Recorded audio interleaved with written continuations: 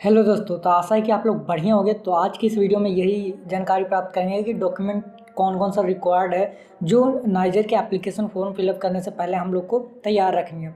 इसके अलावा आप सब बहुत सारे स्टूडेंट एक्साइटेड होंगे कि जल्दी जल्दी कॉलेज मिले ताकि हम कॉलेज में एडमिशन प्राप्त करें और इन्जॉय कर सकें। तो इंतज़ार बहुत कम करना पड़ेगा अभी आपको। और देखते हैं कि कौन कौन सा इम्पोर्टेंट डॉक्यूमेंट है। उसके अलावा बात करते हैं बहुत सारे ऐसे इम्पोर्टेंट चीज़ों के बारे में भी डिस्कशन करेंगे कि आपको रेडी रखनी है क्या क्या डॉक्यूमेंट। इसके अलावा बहुत सारी चीज़ें हैं, जैसे कि बात करते हैं हेल्थ रिकॉर्ड ये सब के बारे में। तो ये सब देख सकते हो। पहला जब आपका एडमिशन क्यों सेलेक्ट हो जाएगा, जब आपको पता चल जाएगा कि कौन कौन आप आ सकते हो एडमिशन नाइजर के काउंसलिंग में पार्टिसिपेट कर सकते हो ऑफलाइन में। तो उस समय क्या करें, एप्लीकेशन फॉर्म आपको दे दिया जाएगा। एडमिशन क्यों के जस्ट बाद आपको क्या हो जाएगा, नाइजर का एप्लीकेशन फॉर्म आपके ईमेल पे आ जाएगा। जैसे कि देख सकते हो यहाँ पे जो एप्लीकेशन फॉर्म फिलअप करना होगा उससे पहले आपको किन चीज़ों की ज़रूरत पड़ेगी ये देख सकते हो। पहला एक सॉफ्ट कॉपी होना चाहिए किसका, most recent passport size photo. आपका एक मोस्ट रिसेंट पासपोर्ट, एक नहीं बहुत सारे करा लीजिएगा, जो रीसेंट होना चाहिए और सॉफ्ट कॉपी होना चाहिए, यानी कि पिक्चर खींचकर जेपीजी फॉर्मेट में होना चाहिए। उसके अलावा आपका जो सिग्नेचर होना चाहिए, आप A4 शीट पे सिग्नेचर कर लीजिएगा।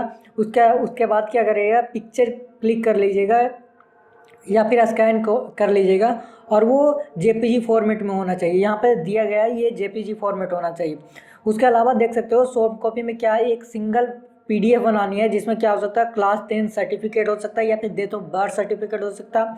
इंपॉर्टेंट है क्लास 12th मार्कशीट होना चाहिए, या फिर अगर कास्ट सर्टिफिकेट है तो अगर है आपका तो ये दिखा सकते हो, मतलब कि पीडीएफ फॉर्मेट में कर सकते हो। इसके अलावा ओबीसी एनसीएल सर्टिफिकेट जिसका जो कैटेगरीज है वो आप यहाँ पे पीडीएफ फॉर्मेट बना सकते हो। इसके अलावा डिजेबिलिटी सर्टिफिकेट है, अगर आप डिजेबल हो तो आप ये सर्टिफिकेट भी .pdf फाइल में, एक सिंगल पीडीएफ फाइल में इन सभी का क्या कर लीजिएगा, एक पीडीएफ फॉर्मेट बना लीजिएगा। उसके अलावा क्या, proof of citizen, Indian citizen, अगर आप बाहर पैदा हुए बोर्न हुए तो आपको क्या एक इंडियन सिटीजनशिप आपको प्रोड्यूस करना पड़ेगा या एप्लीकेशन फॉर्म में फिलअप करना पड़ेगा। इसके अलावा देख सकते हो कीप आधार कार्ड इंपॉर्टेंट है, आपको आधार कार्ड अटैच रखनी होगी। साथ में बात करते हैं तो एक सिंगल पीडीएफ इसका भी बना लीजिएगा या फिर पिक्चर एक का स्कैन कर लीजिएगा आधार कार्ड का। ये बहुत ज़्यादा इंपॉर्टेंट है आधार कार्ड का। इसके अलावा बहुत सारे ऐसे पूछे जाएंगे आपको कि क्या क्या आपको चाहिए, जैसे ब्लड ग्रुप एप्लीकेशन फॉर्म के दौरान आपको पूछा जाएगा। जैसे कुछ मैं हिंट दे देता हूँ क्या जा सकता, क्योंकि पिछले बार के अनुसार क्या क्या पूछा गया उसी के अनुसार इस बार भी होने वाला है। जैसे कि देख सकते हो तो आपका पहले तो नेम पूछा जाएगा, नेम के बाद पूछा जा सकता है नेम ऑफ एप्लीकेंट, ये तो आपका हो गया। फिर जेंडर, फिजिकल डिजेबल्ड हो या नहीं, फिर ब्लड ग्रुप या फिर आधार नंबर, रिलीजन, ये सब आपको पूछा जा सकता है।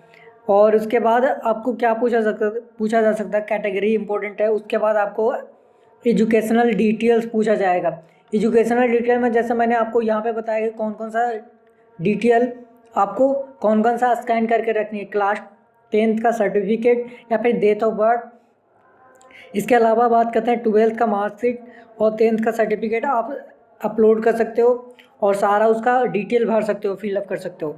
और जो नेशनल लेवल एग्ज़ाम डिटेल है, जो नेक्स्ट में आपने प्राप्त किया है स्कोर, उसका भी आपको डिटेल आपको क्या करना होगा, फिलअप करना होगा रोल नंबर के साथ, और ये पीडीएफ आपको अपलोड करना होगा।